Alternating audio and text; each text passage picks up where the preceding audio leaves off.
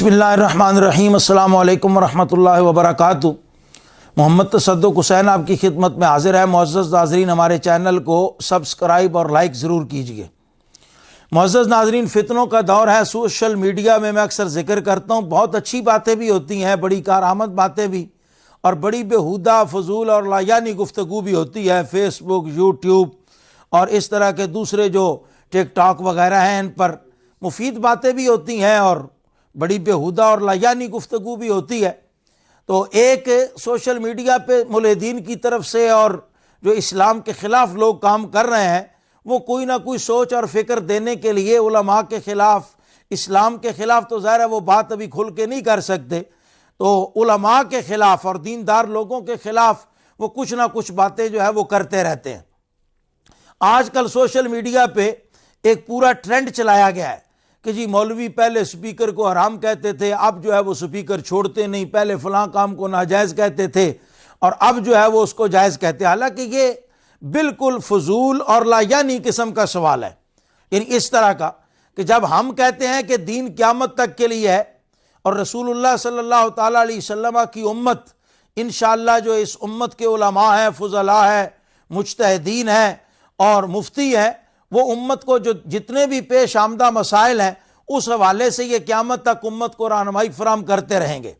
लेकिन ये जो बार बार ये बात की जाती है कि पहले उलमा का फतवा ये था और अब उलमा का फतवा ये आ गया, पहले नाजायज़ था, पहले हराम था और अब ये आ गया, तो इसमें मैं एक दो मिसालें आपकी खिदमत में अर्ज़ करता हूँ कि मेरे नामा अमाल की तैरगी तेरी जुल्फ़ स्याह में आके हुस्न ठहरी कि मिस्ताक, यानी वही काम जब ये लिबरल करें, वही काम जो सेकुलर करें, वही काम साइंसदान करें, तो उनकी तारीफ़ है, उनके लिए वही लफ्ज़ तरक्की है, उनके लिए वही लफ्ज़ रोशन ख्याली है।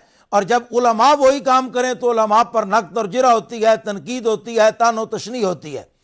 मुअज़्ज़ज़ नाज़रीन, आपके हाथ में मोबाइल है और टेलीफोन इसे कहा जाता है, तो टेलीफोन का मूजिद जो है वो ग्राम बेल है।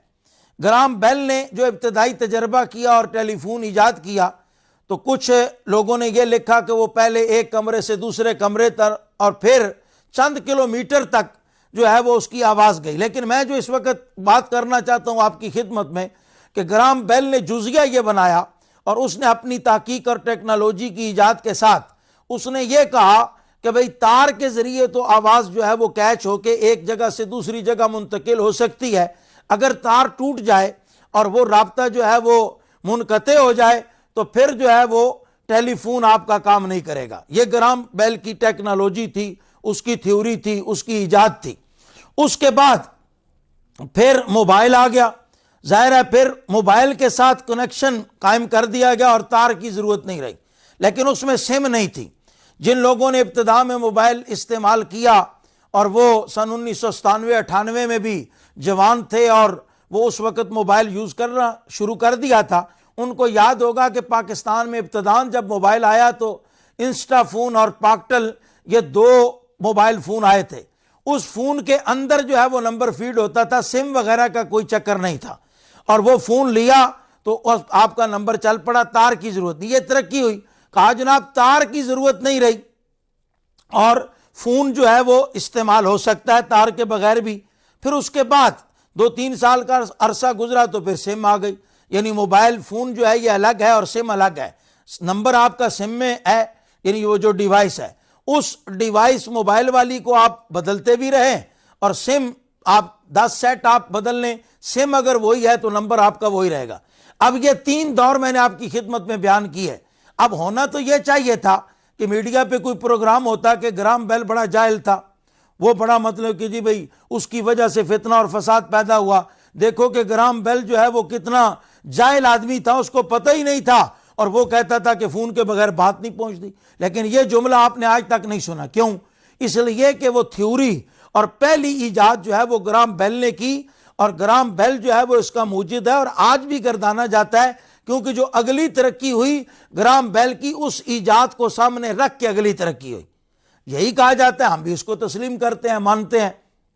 लेकिन यही काम जब उलमा करते हैं तो उस पर तनकीद होती है। मैं सैकड़ों मिसालें इस बात पर पेश कर सकता हूं कि पहले काम और था, फिर और हुआ और फिर जो है वो तरक्की बन गई और पहले जो थे वो मूरद इल्ज़ाम नहीं ठहरे और दूसरे जो आने वाले थे वो भी मूरद इल्ज़ाम नहीं ठहरे।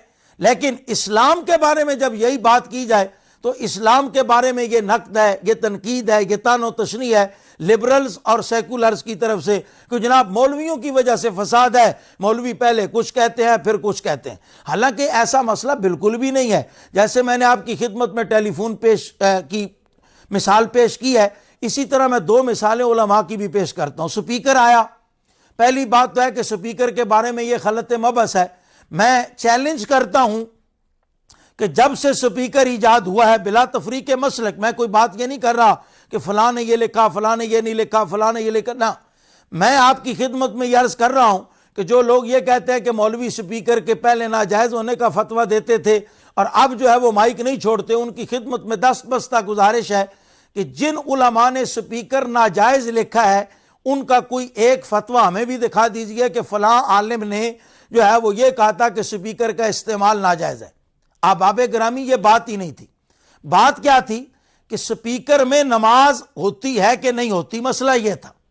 अच्छा, उसमें क्या हुआ कि जब स्पीकर आया तो जाहिर है जिस तरह टेलीफोन की टेक्नोलॉजी बदलती रही इसी तरह स्पीकर की टेक्नोलॉजी भी जो है वो बदलती रही।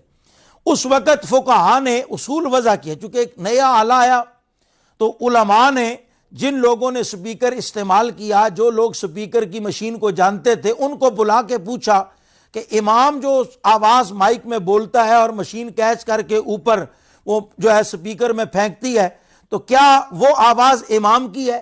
तो जो माहिरीन थे उन्होंने कहा नहीं जनाब, ये आवाज़ जो है वो बदल जाती है, इमाम साहब की आवाज़ नहीं है।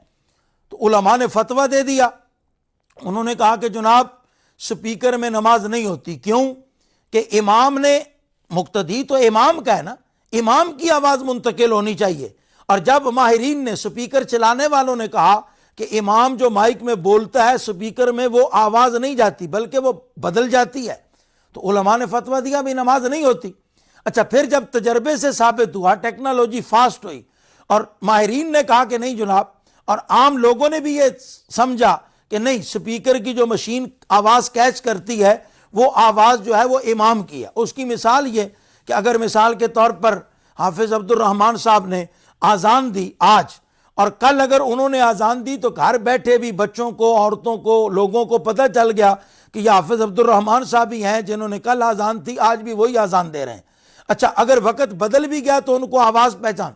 अब जब ये साबित हो गया कि जो आवाज़ माइक से निकलती है वो आवाज़ इमाम की बयाने ही मुंतकिल होती है, तो अब उलमा ने फतवा दिया। उन्होंने कहा कि चूंकि जिस इल्लत पर उलमा ने फतवा नाजायज़ का दिया था, अब जब वो इल्लत ख़त्म हो गई तो दूसरे उलमा ने कहा कि चूंकि इल्लत वो ख़त्म हो गई लिहाजा अब नमाज जायज़ है। अच्छा, इसी तरह जब ट्रांसप्लांट का सिस्टम आया, पैमंदकारी का सिस्टम आया, तो इस पर बहुत सारी मसाइल थे, डिस्कशन थी। उलमा ने डॉक्टर से पूछा, मैं उसमें सिर्फ एक मिसाल आपकी खिदमत में अर्ज करता हूँ कि जिगर थोड़ा सा काट के तो जिस बंदे का जिगर ख़राब हो उसके साथ लगा देते हैं, लेकिन जब इब्तिदा में ये टेक्नोलॉजी आई तो अगर ये 70 बंदों पर तजर्बा किया गया तो सिर्फ 4 या 5 आदमियों पर यह तजर्बा कामयाब हुआ, बाकी जो लोग थे वो मतलब कि फौत हो गए, उनकी डेथ हो गई। जो बीमार था उनकी भी डेथ हो गई और जिनका सही जिगर थोड़ा सा टुकड़ा काटा गया वो भी बीमार रहे और कुछ अरसे बाद वो भी फौत हो गए। अब जब उलमा के सामने ये आया तो अब जाहिर है किसी जान को मुसीबत में डालना, किसी जान को तकलीफ में डालना, तो लिबरल्स और सेकुलर तो ये आयत पढ़ते हुए थकते ही नहीं कि जिसने एक जान को कत्ल किया फ़कन्नमा क़तल अन्नास जमीआ, तो गोया कुरान में भी है कि उसने सारी इंसानियत को कत्ल कर दिया। तो उलमा ने फतवा दिया, उन्होंने कहा पैमंदकारी हराम है और ट्रांसप्लांट हराम है, क्योंकि अपनी जान तकलीफ में डालना है, अपने आप को कत्ल करना है, तो लिहाजा ये नाजायज़ है। लेकिन जब टेक्नोलॉजी फास्ट हुई, डॉक्टर्स के तजर्बे कामयाब हुए और इंजेक्शन वगैरह आ गए और डॉक्टर ने कहा नहीं भाई अब इस्तिस्नाई सूरत है, ज़ाहिर है मौत का वक़्त मुकर्रर है, लेकिन बहुत सारे लोगों के यानी 70 बंदों का तजर्बा किया तो जिसका जिगर ख़राब था वो ऑपरेशन भी कामयाब हो गया और जिसका ठीक जिगर था उसका टुकड़ा काटा तो वो भी ठीक रहा और दोबारा जिगर उस प्रोसेस को मुकम्मल करके जिगर जो है वो पूरा हो गया। अब जब हिलाकत का खतरा कम हो गया, ना होने के बराबर है, इन इक्का दुक्का केस के अलावा दुनिया में हो रहा है, तो उलमा ने फतवा दिया मिल बैठ के, उन्होंने कहा कि अगर मजबूरी हो, इस्तिरारी हालत हो, तो जैसे अल्लाह तबारक व तआला ने फरमाया इन्नमा हर्रमा अलैकुमुल मैतता वद्दमा वलहमल खिंज़ीर वमा उहिल्ला बिही लिगैरिल्लाह फमन इत्तुर्रा गैरा बाग़िन वला आदिन फला इस्मा अलैह। तो उलमा ने इसकी तादीद करके, तयन करके कि डॉक्टर मुसलमान हो, उसको पता हो कुछ ना कुछ, और फिर जो है वो मतलब कि जिसको यकीन की हद तक हो कि जनाब इस बंदे का नुकसान नहीं होगा, इसकी डेथ नहीं होगी, यानी वो तो हो सकती है ना, लेकिन यकीन की हद तक ये थोड़ा ही होता कि 100% वो लिख के देगा, लेकिन ज़्यादा चांस चूँकि गालिब गुमान ये होता है कि मतलब कि वो बंदा बच जाएगा। उलमा ने कहा यह जायज़ है। इसी तरह दिल का ऑपरेशन है, तो उलमा को तनकीद का निशाना ना बनाइए, इस्लाम के मसाइल को समझिए। ऐ मेरी मुस्लिम कौम, सिर्फ गैरों के हाथों में खिलौना बनने के बजाय आप उलमा का शुक्रगुजार होइए कि उलमाए किराम जो है वो कितनी मेहनत करके इस्लाम के जो मसाइल है वो अखज़ करते हैं, जो नए उम्मत को मसाइल पेश आते हैं वो उसका हल निकालते हैं, और कुरान और सुन्नत की रोशनी में इस्तेमाल करके। तो जाहिर है जिस तरह हर मामले में कि ज़मीन पहले ये था कि ज़मीन घूमती है और सूरज साकिन है, फिर साइंसदानों का नज़रिया बदला, उन्होंने कहा नहीं, सूरज भी घूम रहा है और ज़मीन भी अपने मदार के गिर्द घूम रही है। डार्विन ने कहा कि इंसान जो है वो पहले बंदर था फिर इंसान बना, बाद वाले साइंसदानों ने कहा नहीं, डार्विन का ये नज़रिया जो है ये गलत है। तो जाहिर है उनको तो कोई तनकीद का निशाना नहीं बनाता, उनको तो जाहिल कोई नहीं कहता, उनको तो फितना फसाद का कोई नहीं कहता कि जनाब ये साइंसदान कभी मिल के बैठ ही नहीं सकते, एक ये कहता है, दूसरा ये कहता है, तीसरा आके और कह देता है, कानून बदल जाते हैं। और इसी तरह आखिरी बात सुनिए कि जब हम स्कूल कभी मतलब हमारे ज़माने में लोग स्कूल जाते थे, उस वक़्त वो इंग्लिश में एच पढ़ते थे और जेड पढ़ते थे। ये मैं आम मिसाल कौम की खिदमत में अर्ज़ कर रहा हूँ ताकि हर बंदे को ये मसला समझ आ जाए। अच्छा, आजकल जो बच्चे स्कूल जाते हैं वो पढ़ते हैं एच को एच और जेड को पढ़ते हैं जी। तो अब मुझे कहना चाहिए ना, आपको भी कहना चाहिए मेरे साथ मिलके, वो जो पहले थे वो बड़े निकम्मे थे, पहलों ने फितना फसाद डाल दिया, पहले के जाहिल थे, उनको पता ही नहीं था, पहले ये एच पढ़ते थे अब एच पढ़ते हैं, पहले जेड पढ़ते थे अब जी पढ़ते हैं। आपको पूरे पाकिस्तान में कोई क्लिप नहीं मिलेगा इस जेड और जी के मसले में, एच और एच के मसले में। ना किसी ने फितना फसाद से ताबीर किया, ना किसी ने, उन्होंने कहा जी इंग्लिश जो इंग्लैंड की थी वो जो है वो एच है और अमेरिका की इंग्लिश एच है। तो लिहाजा इस तरह इन बातों को भी समझिए कि जिस तरह वहाँ ज़ुबान का मसला आता है, वहाँ कवानीन बदलते रहते हैं, थ्योरी बदलती रहती है। तो नए जो पेश आमदा मसाइल हैं, उलमा कुरान और सुन्नत के मुताबिक उनका इस्तेदलाल करते हैं।